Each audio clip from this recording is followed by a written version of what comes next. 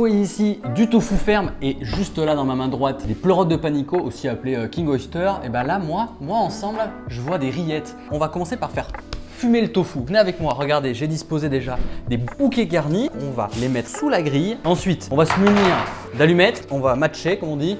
On laisse comme ça tranquillement prendre feu. Je récupère ma petite grille, je la dépose délicatement. Mon tofu ferme juste au-dessus de la fumée. Voilà. Donc on va faire une petite tipi. Hein. On vérifie qu'il n'y ait pas de trou.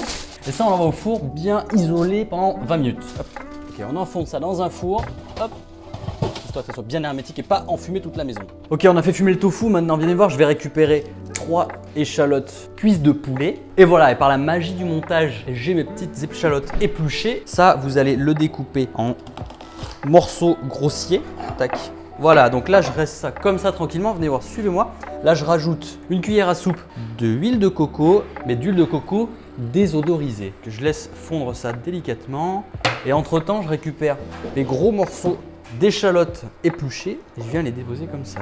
Je finis de mélanger tout doucement avec mon huile de coco, un tour de poivre partout, voilà, très bien, un petit tour de casserole, très bien. Et là maintenant il me manque un peu de sel parce que je vais un peu rajouter un peu de sel comme ça là, mais j'ai pas de sel. Et c'est bon, j'ai trouvé un peu de sel, donc là on sel bien partout comme ça.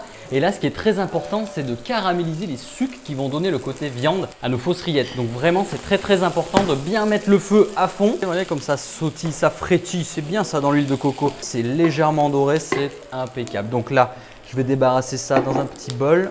C'est pas grave s'il en reste encore dans la poêle on la laisse comme ça, c'est très important, on ne la nettoie pas. Je vais récupérer les petites pleurotes que j'étais en train de nettoyer et je vais la couper dans le sens de la longueur, une fois et 2 fois comme ça.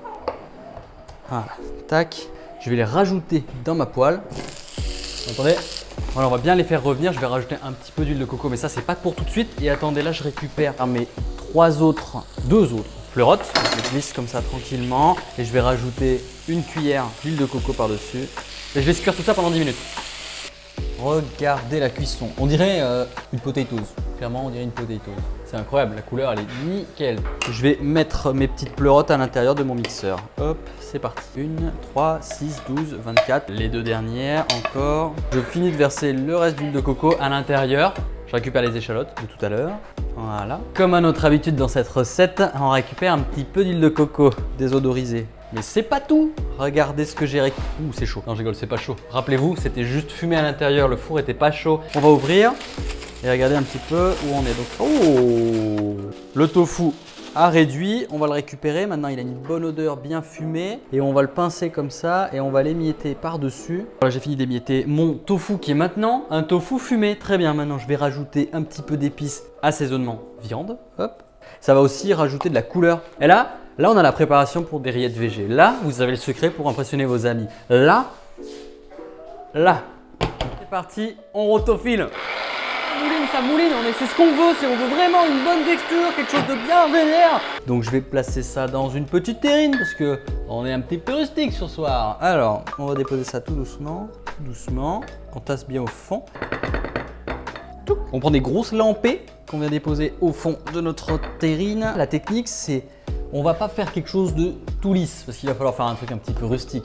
On va faire des petits trucs comme ça. On va rentrer, sortir. D'ailleurs, regardez la petite astuce que je vais vous montrer là, c'est caviar, c'est pépite. Comment est-ce qu'on fait du faux gras blanc qui couvre toutes les terrines et toutes les rillettes qu'on a? Regardez, j'ai un chalumeau ici et dans ma louche, j'ai mis un petit peu d'huile de coco solide. Et alors là, je vais faire chauffer ma louche. Voilà, on n'hésite pas à la touiller comme ça. Le dernier morceau, hop, il a disparu. Voilà, c'est parti. Suivez-moi, regardez bien tout ce qui va se passer. Je vais verser sur ma terrine.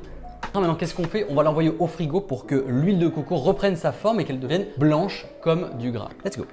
On met ça au frigo, au frais pendant 20 minutes. Ça y est, regardez ce résultat, regardez comment c'est magnifique. Petite planche pas piquée des hannetons. Maintenant, il va falloir faire goûter ça à quelqu'un pour savoir si le goût est aussi beau que le visuel. Bon, je vous présente Fiona. Fiona, elle est venue avec son petit couteau. Je suis venue équipée. Du coup, je peux me servir une petite tartine. Bah oui, je vois ça. Ouais. T'aimes bien les terrines? Ouais.